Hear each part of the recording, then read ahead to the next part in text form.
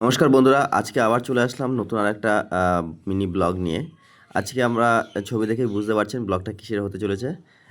কিছুই না, আমি একটা রিসেন্টলি একটা ল্যাপটপ নিয়েছি ১ দিন আগে। তারই কিছু ছবি শেয়ার করলাম সাথে। এবারে ল্যাপটপটা কিন্তু আমি ক্রোমা থেকে নিয়েছি। আর আমাকে বাড়িতে আসার সময় এরকমভাবে প্যাকেজিং করে পাঠিয়েছে। দেখেছেন কত সুন্দর করে ওরা প্যাকেজিং করে দিয়েছে। মানে আমার কলিগই দিয়েছে এত সুন্দর প্যাকেজিং করে। তা বাড়িতে নিয়ে এসেছি।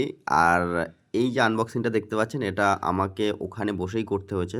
তার কারণ হয়েছে গিয়ে ওখানে বসে করার একটাই কারণ ওখানে ওরা কিছু যে উইন্ডোজটা ইনস্টল করে দেওয়া, অ্যাকাউন্ট খুলে দেওয়া সব কিছু ওরা ওখানে বসে করে।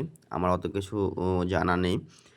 যার জন্য ওখানে যে ছেলেটা ছিল আমাদেরই আরেক কলিগ, সে সব কিছু করে দেওয়ার জন্য বলল, "দাদা তুমি এখান থেকে এটা কিন্তু তুমি সব কিছু খুলে-টুলে সব সেটিং-ফেটিং এখান থেকে করে নিয়ে যাও।" তা সেটাই খুলছিলাম। দেখতেই পাচ্ছেন ফার্স্ট এক্সাইটমেন্ট।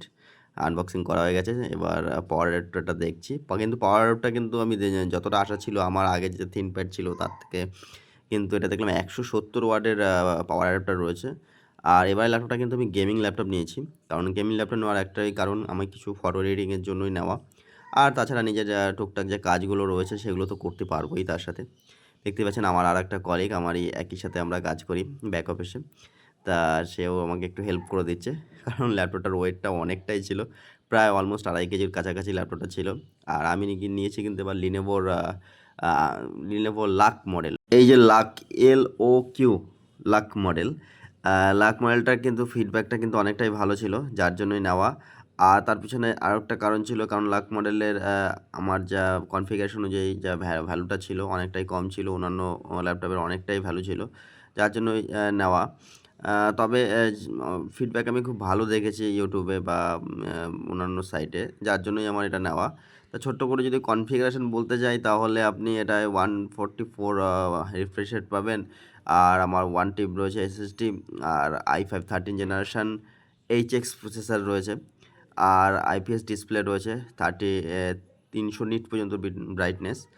আর তার সাথে আমি আরও মানে অনেক কিছুই রয়েছে, যেটা হচ্ছে 6 জিবি গ্রাফিক্স কার্ড, 3050 অফ করতে কিছু মনেও রাখতে পারছি না। 6 জিবি গ্রাফিক্স কার্ড রয়েছে।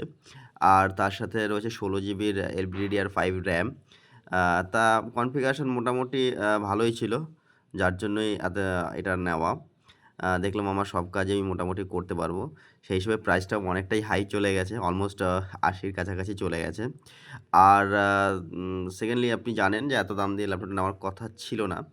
তারপরেও ভিডিও এডিটিংয়ের জন্যই স্পেশালি নেওয়া। টুকটাক যদি গেম খেলি সেক্ষেত্রে, এবং নিজের ডে টু ডে কাজ এবং অফিসের কাজের জন্য কিন্তু আমার ল্যাপটপটা নেওয়া ছিল। আর আপনারা জানেন যে আগের আমার দামি মোবাইলটা চুরি হয়ে গেছিলো। এটা S24 আল্ট্রা ছিল, ২৯ দিনের মাথায় চুরি হয়ে গেছে। তখন আমি কিন্তু ফাইন্যান্সিয়ালভাবে একটু উইক হয়ে পড়েছিলাম, যার জন্য আমার আগের ল্যাপটপটা বিক্রি করে দিতে হয়েছিল। যার জন্য এটা নতুন নেওয়া।